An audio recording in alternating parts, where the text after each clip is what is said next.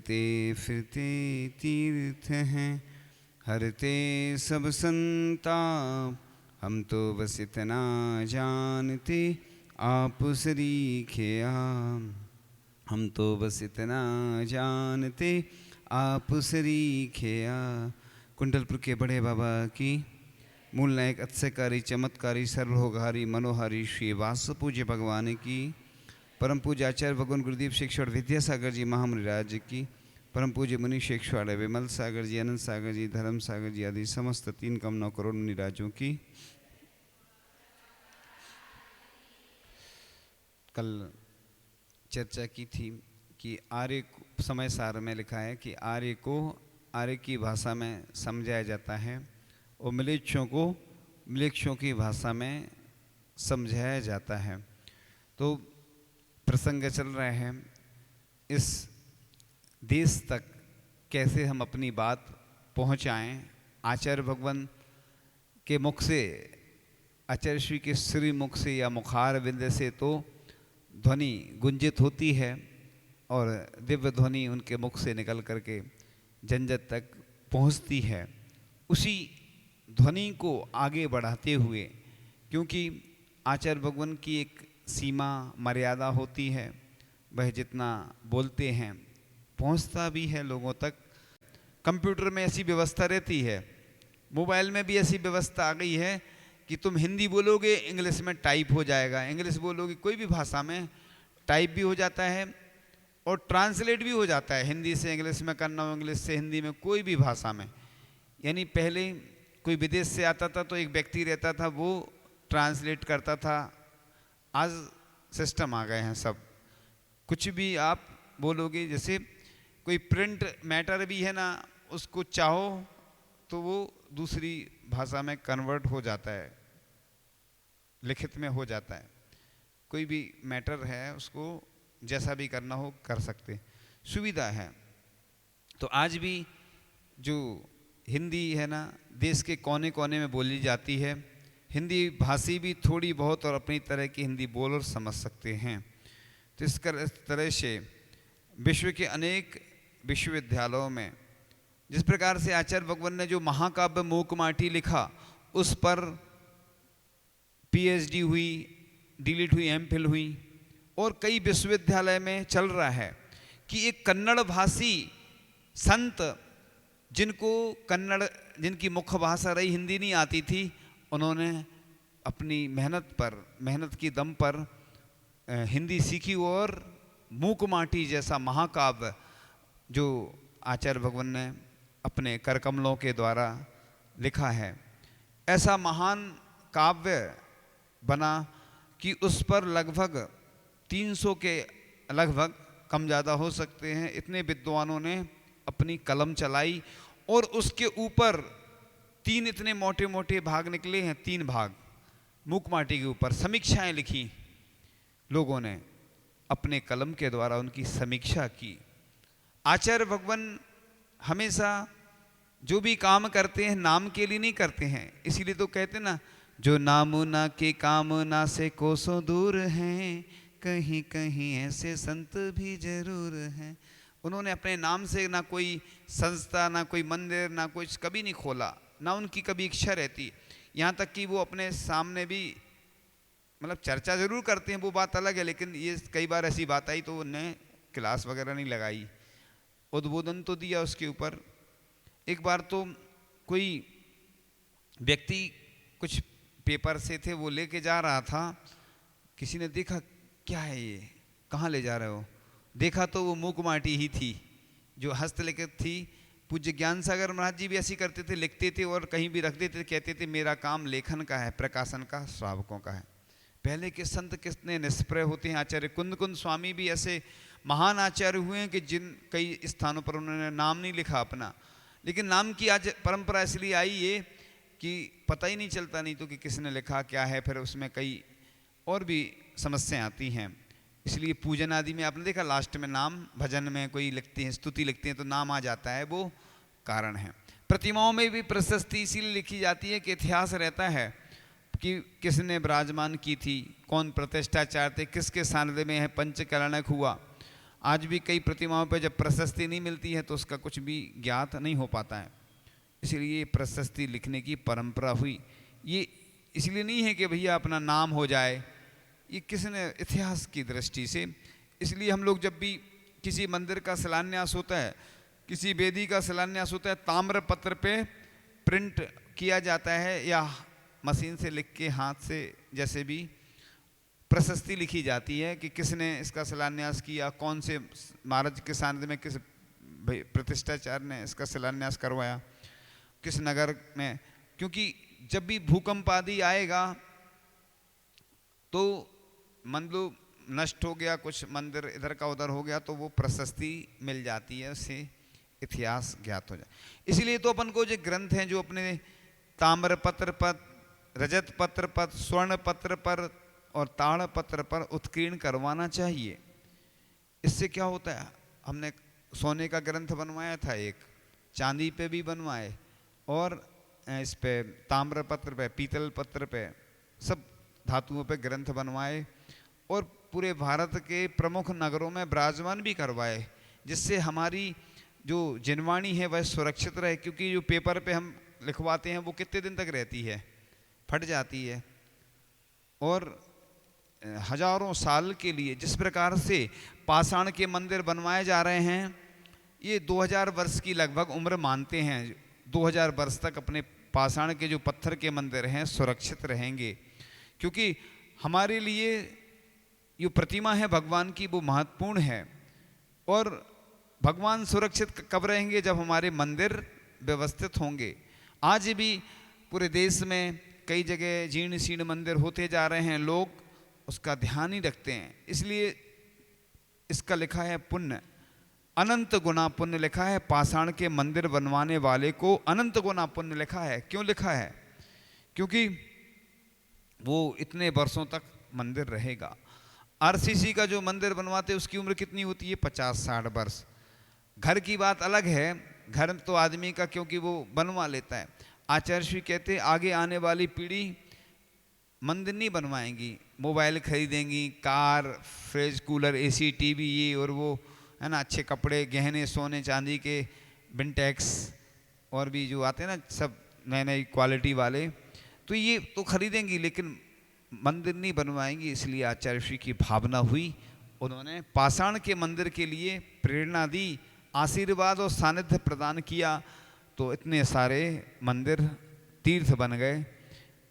इससे क्या होता है कि हमारी जैन संस्कृति हजारों वर्ष तक सुरक्षित रहेगी। तो इसी प्रकार से आचार्य भगवान को चिंता हुई कि हमारी कन्याएं आज सुरक्षित नहीं। आज देखो प्रतिदिन आप सुनते रहते होंगे, देखते रहते घटनाएं घट रही हैं, बालिकाओं की कोई सुरक्षा नहीं है। तो उन्होंने प्रतिभा स्थली को आशीर्वाद दिया। जब हम लोगों की दीक्षा हुई उसी के बाद से आचार्य श्री ने ऐसा बोला था। तो एक संत को पूरे देश की चिंता है, पूरे विश्व की चिंता है, कैसे सबका कल्याण हो, कैसे हमारा यह जो भारत है फिर से पुनः भारत बने, जो इंडिया बन गया है। और आचार्य श्री को चिंता हुई कि लोग आज जो भी टाइप करते हैं, लिखते हैं तो इंग्लिश में लिखते हैं, नेम प्लेट में इंग्लिश लगाएंगे। यानी लोगों को क्या होता है, बहुत गौरव का अनुभव होता है। हम भी देखते हैं कि कई बार व्यक्ति हिंदी का बोलता है तो ऐसी लगता है, और इंग्लिश में बोलता है तो स्टैंडर्ड जैसा लगता है। ये तो होता है, लोगों को ऐसा लगता है हम पढ़े लिखे हैं। हिंदी बोलते हैं तो ऐसे लगता है जैसे कम पढ़े लिखे हैं, और इंग्लिश बोलते हैं तो ऐसे लगता है कि थोड़े ज़्यादा पढ़े लिखे हैं। कई लोग तो जानते नहीं। एक बार एक व्यक्ति पेपर पढ़ रहा था तो किसी ने पूछा, अरे इंग्लिश बार पेपर पढ़ रहे हैं? नहीं, बोले पढ़ना नहीं आता हमें इंग्लिश, हम तो देख रहे सिर्फ। तो कई बार आदमी स्टैंडर्ड दिखाने के लिए या करने के लिए ऐसा करता है। तो आपने देखे फिल्मी एक्टर जो होते हैं ना, वो इंग्लिश बोलते, कुछ हिंदी बोलते, थोड़ी इधर की थोड़ी उधर की, बस कुछ नहीं है, खिचड़ी कर देते हैं सब, शुद्ध कोई बोल ही नहीं पाता है। हमारे सामने भी ऐसे जो सर्विस करते हैं ना, कई लड़के आते हैं जो बात करते हैं अपने ऑफिस में, कहीं पे भी कर रहे हैं बात, देखते हैं सुनते हैं ना, तो वो थोड़ी बहुत इंग्लिश हिंदी ऐसी मिक्स करके, पूरी ना इंग्लिश ना पूरी हिंदी। तो आज किसी से अपन कहो कि तुम शुद्ध हिंदी लिखो तो नहीं लिख पाता आदमी। तो इसलिए जो भी बोला जाता है आपके हित के लिए बोला जा रहा है। तो आचार्य भगवान की कृपा से विश्व के अनेक विश्वविद्यालयों में हिंदी का पठन पाठन हो रहा है। देश के बाहर भी हिंदी का परचम लहरा रहा है। तो हमारे यहाँ बच्चे जर्मन और फ्रेंच भाषा सीख रहे हैं। एक भाषा होती है जो चलती है ना आजकल, इंग्लिश चलती है। कौन सी? हिंदी, इंग्लिश। इंग्लिश, इंग्लिश नहीं, हिंदी प्लस इंग्लिश। वो कई लोग नेता लोग हैं ना, जो बहुत बड़े बड़े नेता हैं, उनको हिंदी नहीं आती बोलना। तो जो व्यक्ति कुछ उनके जो रहते हैं ना पीए वगैरह, वो ऐसे लिख देते हैं। जब वो बोलते हैं ना तो हिंदी बोल लगेगा हिंदी बोल रहे हैं, लिखा रहता है इंग्लिश में। वो शब्द ऐसे रहते हैं, तो वो ये चल रहा है। तो पढ़ नहीं पाते वो, लेकिन बोलते वही हैं। तो लेकिन हिंदी का सही ज्ञान पाना उनकी या उनके परिवार की प्राथमिकताओं में ही नहीं है। जबकि जिन जिन देशों की भाषाएं हम सीखते हैं, उन देशों ने अपनी भाषा को अपने देश में इतना मान दिया है कि दूसरे देशों में भी इन्हें सीखा और जाने जा रहा है। हर देश की अपनी भाषा होती है, लेकिन अपन बस भेड़ चाल चलते हैं। दूसरे ने जैसा किया वैसे ही हमें करना है, इससे कोई मतलब नहीं, आए चाहे नहीं आए, है ना। ऐसे बहुत सारे लोग रहते हैं। देखने में आता है कि जो भारतीय परिवार विदेशों में जा बसे हैं, वे स्वयं रुचि लेकर बच्चों को पूरे मनयोग से अपनी भाषा सिखा रहे हैं, सिखाने के लिए यत्न कर रहे हैं, क्योंकि उन्हें अपनी पहचान खोने की स्थिति की संभावना दिख रही है। इतना ही नहीं, बड़ी संख्या में विदेशी छात्र भी हिंदी सीखने भारत आ रहे हैं। हम ये चतुर्मास जो पिछला छोड़ के इसके और पहले थे, हम लोग बंधा जी में थे। तो एक भैया जी आए, महाराज जी विदेश में, सिंगापुर में, लंदन में शांतिधारा हो रही है, महाराज जी आप थोड़ा सा उच्चारण कर दो, शांतिधारा का आशीर्वाद दे दो। उधर लोग कर रहे हैं, पर्यूषण चल रहा था, विधान भी चलता था दोपहर में, 170 समोसरण विधान, तो दोपहर में चलता था, शांतिधारा हो जाती थी। हमने कहा देखो ये कितने धर्म के प्रति इनकी श्रद्धा आस्था है कि पर्यूषण में विदेश में रह के भी शांतिधारा कर रहे हैं। भले ही गिनती में ज़्यादा लोग नहीं रहते, उधर ये स्थिति है कि मंदिर एक ही होता है, सबकी वेदी अलग अलग होती है, हर धर्म के लोगों का मंदिर एक ही होता है। विदेश में कई जगह उधर अनुमति नहीं मिलती है ज़्यादा मंदिर बनाने की, तो ऐसे ही होता है कि एक परिसर ऐसे ही हॉल जैसा रहेगा, या जैसा भी छोटा सा मंदिर, उसी में अलग अलग। तो उधर लोग अपने धर्म का पालन कर रहे हैं। सिंगापुर जैसी एक व्यक्ति है, वो 60 किलोमीटर दूर जाता, झरने का पानी लाता था, काय के लिए? भगवान के अभिषेक के लिए 60 किलोमीटर जाता था। फिर जब एक सप्ताह में गया तो बिलछानी डाल के आ जाता था। तो क्या देखो अपने धर्म के प्रति कितनी रुचि है, श्रद्धान है। आज भी लोग, पूरे भारत के लोग पहुँचे हैं, जैसे बेंगलोर में, पुणे में, हैदराबाद में, उधर कॉलोनी नई बन गई है, यहाँ से अच्छे संस्कार उनके अंदर हैं। साधु संत जाते हैं जब तो बड़े स्वाध्याय भी करते हैं, कई लोग ऑनलाइन स्वाध्याय भी कर रहे हैं। कितनी रुचि बढ़ रही है नए लोगों में। पुराने लोगों में तो बस वो परंपरा से चला रहा है, बस की नहीं है, घुटने में दर्द हो जाता है, हम देखते हैं, झुकते नहीं बनता, बैठते नहीं बनता, उनके अंदर उतनी उत्साह नहीं बचता। कब नए लोगों में कितना उत्साह रहता है, कितनी ऊर्जा रहती है कि हमें साधु संतों का सानिध्य प्राप्त करना है, प्रातःकाल की बेला में अभिषेक शांतिधारा करना है, आहार देना है। अलग से एक उनके अंदर विशुद्धि बढ़ती है, रुचि रहती है। समय से ऑफिस जाते हैं, कुछ लोग वर्क फ्रॉम होम करते हैं, घर पे ही, जो कोरोना काल में चल रहा था, तो अभी भी चल रही है स्थिति।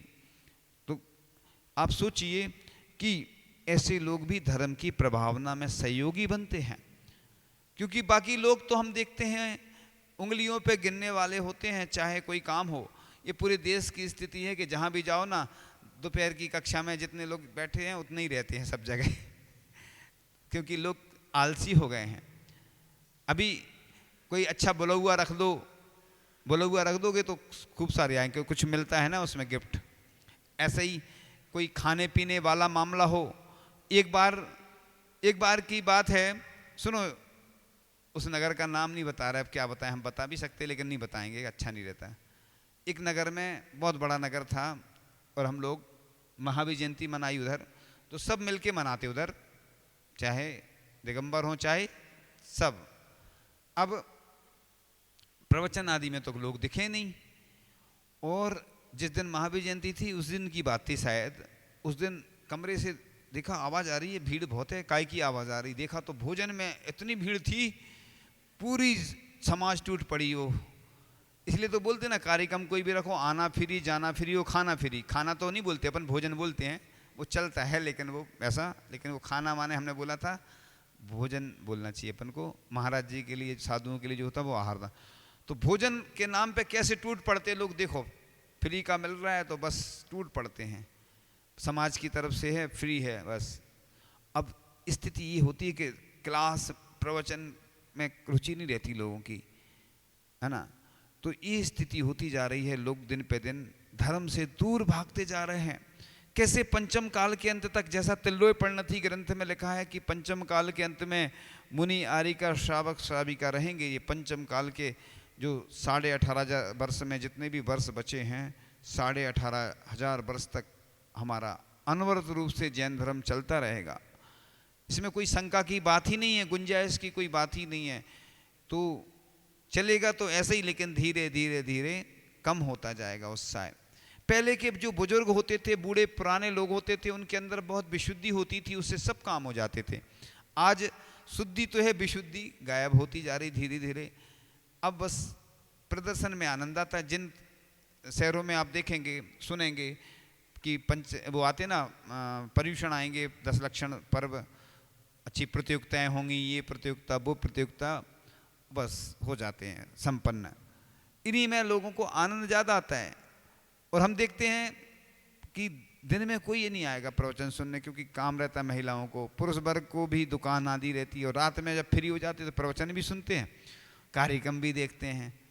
और अगर कोई साधु संत हो, कार्यक्रम उसी परिसर में चल रहा हो, तो साधु संत को तो नींद ही नहीं आती रात में, क्योंकि वो हल्ला होता है ना। इधर भी पुरुष वर्ग आता है रात में, बात इतने करते हैं, आवाज़ आती रहती है, कहते क्या है कि मंदिर जा रहे हैं हम। लोगों को यही मालूम मंदिर, मंदिर थोड़ी, मंदिर तो बंद हो जाता है, मंदिर बंद हो जाता है, संत निवास भी बंद हो जाता है, लेकिन चर्चाएं लंबी लंबी चलती रहती हैं। उनको आनंद भी आता है बातों में, क्योंकि दिन भर दुकानदारी में थक जाते हैं, व्यस्त रहते हैं। अब कम से कम महिलाएं तो फिर भी मिल लेती हैं दिन में, एक दूसरी महिला से पूछ लेती हैं, है ना।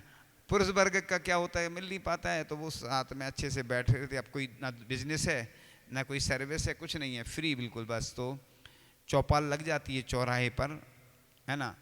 तो जबकि अपन को घर पे समय से जाना चाहिए। दिन भर तो दुकानदारी में देते हैं, कम से कम परिवार वालों को भी तो कुछ समय देना चाहिए।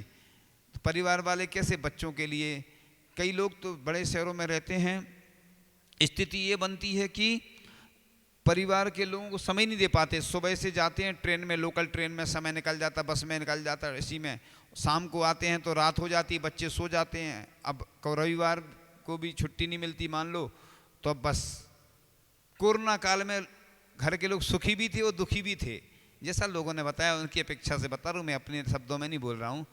कई लोग बोलते थे दिन भर बस, अब घर पे रहते थे सब, खिलाना खिलाने में दिन भर समय निकल जाता मैं समय। और वो लोग भी कहते थे, पहले ऑफिस जाते थे या कहीं जाते थे, दुकान में जाते थे, तो अपन बोर नहीं होते थे, समय निकल जाता था, पता ही नहीं चलता था। लेकिन इधर घर में रहते से मतलब बोर जैसे होने लगे। तो दोनों तरफ से परेशानी थी कई बार, और कई बार एक तरह से अच्छा भी था कि कम से कम परिवार में रहे। इतने साल से जो काम में लगे थे तो फुर्सत एकदम से मिल गई। हम लोग भी ऐसे ही रहते थे, कोई आता जाता नहीं, भैयावृत्ति बंद। अब कोई काम भी है तो किसी से करवा नहीं सकते, सोशल डिस्टेंस, और वो क्या बोलते थे, हाथ धोने को बोलते थे ना सैनिटाइज तो हम लोग नहीं करते थे, लेकिन बता रहे कि ये चलता था उस समय। अब कोई भी किसी से व्यक्ति से काम नहीं करवाना है, अब समस्या। आहार में भी समस्या कि ले नहीं सकते, चुनिंदा व्यक्ति जो क्वारंटाइन रहेंगे उन्हीं से आहार लेंगे। तो कई बार कोई अच्छी चीज़ें भी आती हैं, और कई बार लोगों को परेशानी भी बन जाती है। तो आज ऐसी स्थितियां होती जा रही हैं, इसलिए संस्कार तो समाज से गायब होते जा रहे हैं। बस देखा देखी लोग कर लेते हैं, और भीड़ चाल चलती है, एक भीड़ जाती जहाँ तो सब पीछे चलते हैं। भीड़ भाड़ जहाँ होती है वहीं पर लोग जाना पसंद करते हैं, बाकी शांति तो कम ही लोगों को पसंद है, क्रांति चाहते तो शांति है, लेकिन आनंद क्रांति में ही आता है लोगों को, है ना। जब पूजन आदि करते हैं ना, ऐसी करो रूखी सूखी, कई लोग हमने देखा आवाज़ तक नहीं आती पूजन में लोगों की, कैसे मौन पूर्वक करते पूजन। तो ऐसा थोड़ी लिखा है कि हाँ एकदम जोर जोर से नहीं चिल्लाना चाहिए कि जिससे दूसरे को डिस्टर्ब हो, लेकिन भगवान का गुणानुवाद है ये तो पूजन। जितने अच्छे से करोगे। एक व्यक्ति आए हमारे पास कुंडलपुर में, पूछने लगे, हमने आहार में पूछा पूजन करते, बोले नहीं महाराज जी हमें पढ़ना नहीं आती।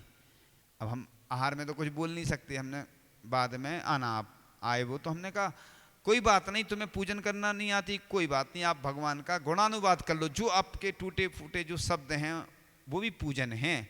अकेला ऐसा थोड़ी लिखा कि ये गद्य में पूजन होती है, पद्य में भी, मतलब जैसे भी आपको मतलब पद्य में करते हैं ना जो पूजन, गद्य में भी पूजन कर सकते हैं अपन, भगवान के गुणों का वर्णन कर दो। ये तो है, भक्तांबर स्तोत्र है तो पढ़ते हैं ना अपन, लय बन जाती है, हम लोग भी पढ़ते हैं, स्वयंभू स्तोत्र पढ़ते हैं और भी, इसलिए उच्चारण का भी महत्व है। इसलिए मन भी लगाना, वचन से भी उच्चारण करना, वो काय माने हाथ जोड़ लेना। अब अपन की अनुकूलता नहीं रहती हाथ जोड़ने की, तो ऐसे रख लेते अपन, ऐसे कर लेते, वो ठीक है, लेकिन मन वचन काय तीनों त्रियोग तो एक साथ नहीं रहते, तीनों एक रहेगा तो दूसरा नहीं रहेगा, लेकिन ऐसा ही कहा जाता है। अपन बोलते हैं मन वचन काय पूर्वक नमस्कार हो। तो जब जैसे कोई बच्चे जाते हैं ना, अपन उनसे बोलते हैं चंदन की दो कोठरी मोती जड़े किवाड़, मुनिवर जी हम घर चले बंधन बारंबार। ऐसा कोई सिखाते हैं बच्चों को, छोटे छोटे बच्चे जब, तो ये तो पुण्य बढ़ाने के साधन होते हैं। बच्चों को हम सिखाते हैं कि जब भी जाओ तो क्या बोलो, हे मुनिराज मन वचन काय पूर्वक नमोस्तु, हे मुनिराज आपके श्री चरणों में अनंत बार नमोस्तु। अनंत बार इसलिए बोलते हैं, छोटा मोटा क्यों करो नमस्कार भगवान को, अनंत बोलो, क्योंकि अनंत के बाद कोई उसकी संख्या ही नहीं होती ना।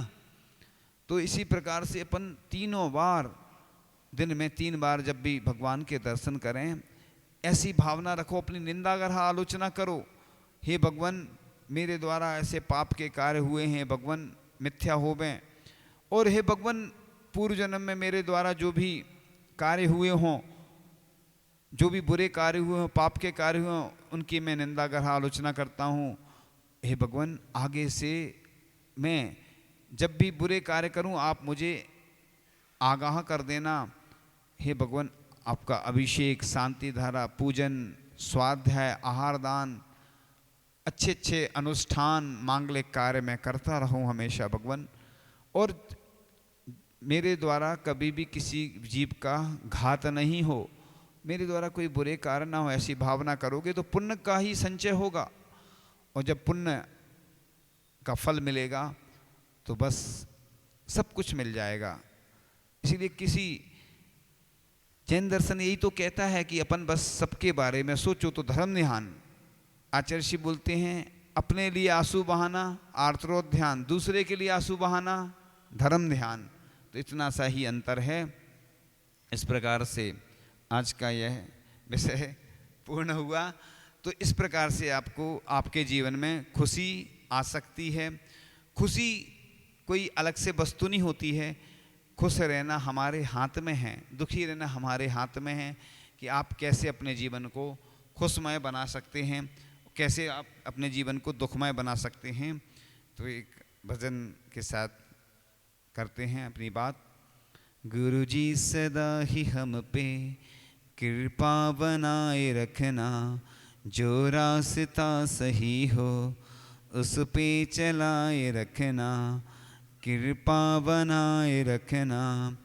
अपने शरीर का तुम रखते ख्याल जैसे, सन्मार्ग दे हमें भी तुमने संभाला वैसे, वात्सल्य माँ के जैसा हम पे बनाए रखना, कृपा बनाए रखना। जब से तिलक लगाया सिर पर गुरु तुम्हारा, सूरज से ज़्यादा चमका हमरे भाग्य का सितारा। छाया प्रसाद की तुम हम पे बनाए रखना, कृपा बनाए रखना। आँखों की ज्योति तुम हो आत्मा हो धड़कन, तुम ही हमारी पूजा परमात्मा हो भगवन।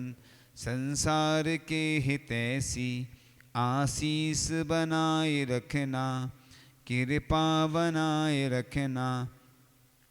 नहीं स्वर्ग मोक्ष पाना, नहीं रत्न फूल बनना, गुरु के चरण शरण की हमको तो धूल बनना। निर्वाण रथ पे स्वामी हमको बिठाए रखना, कृपा बनाए रखना। कभी भूलने लगे तो आगाह करना हमको, कभी डूबने लगे तो थाम लेना हमको। हमारी पतंग की तुम डोरी थमाए रखना, कृपा बनाए रखना।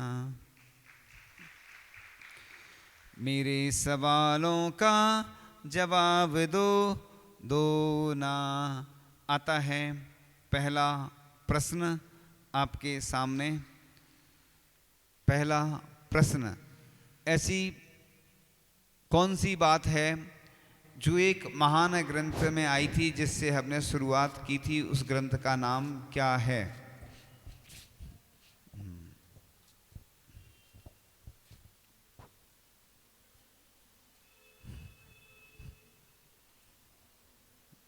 जी सबसे आगे बैठो। इधर इधर इधर इधर।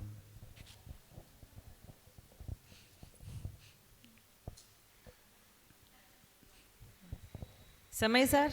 उस ग्रंथ का नाम समय सार है। उत्तर बिल्कुल सही है। दूसरा प्रश्न आता है आपके सामने। दूसरा प्रश्न,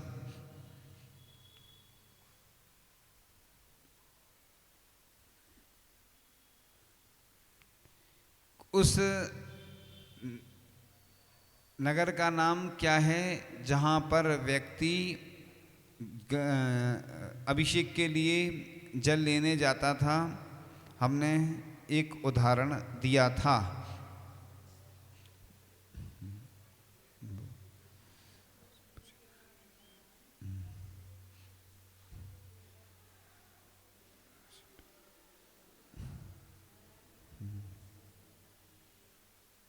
वो ग्रीन वाली, हाँ ग्रीन ग्रीन वो नहीं नहीं ग्रीन बोला ना, नीला थोड़ी बोला हमने, ब्लू नीला नहीं बोला। सिंगापुर, उत्तर बिल्कुल सही है। तीसरा प्रश्न आता है आपके सामने।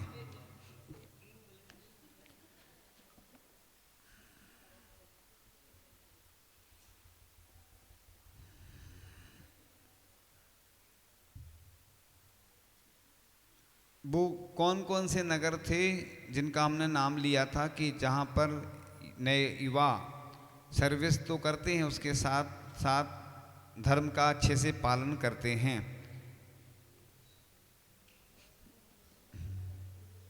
हाँ वो नीले वाले, नहीं नहीं वो, हाँ एक और लिया था। दो तो सही हैं वैसे। हाँ सबको नहीं बता, देखो मदद करते सब लोग, इधर नकल हो जाती ना फिर। हाँ सबने बता दिया। बैठ जाओ पीछे सबसे।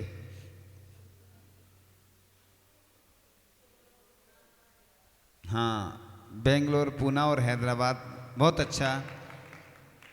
दो कितने हो गए? तीन। चौथा प्रश्न आता है आपके सामने।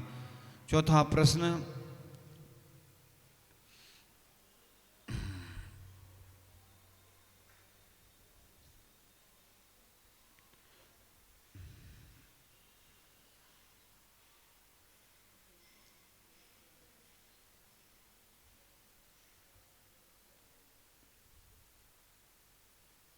आचार्य ऋषि ने कौन सा महाकाव्य लिखा है जिसके ऊपर क्या क्या हुआ है? थोड़ा कठिन भी तो करना पड़ेगा, प्रश्न सरल हो जाता वो तो सबको आता है। अब कठिन हो गया ना तो सब लोग हाथ नहीं उठा रहे। हाँ सबसे पीछे, नहीं उधर उधर, सब यही। नहीं, वो तो सबको मालूम मुखपाटी क्या क्या हुआ है उस पर। आदि आदि शोध कार्य हुए हैं और विद्वानों ने समीक्षाएं भी लिखी हैं। हाँ, कैंसिल हो जाता है। तीन हो चुके ना। चौथा प्रश्न, तीसरा ही है ना ये। तीन हो गए, कल 6 हो गए थे, हमें याद नहीं रहा था, बता देना। 5 से ज़्यादा नहीं पूछते, क्योंकि तो एक जने कोई बच गया था तो बता देना कि तीसरा ही है ना।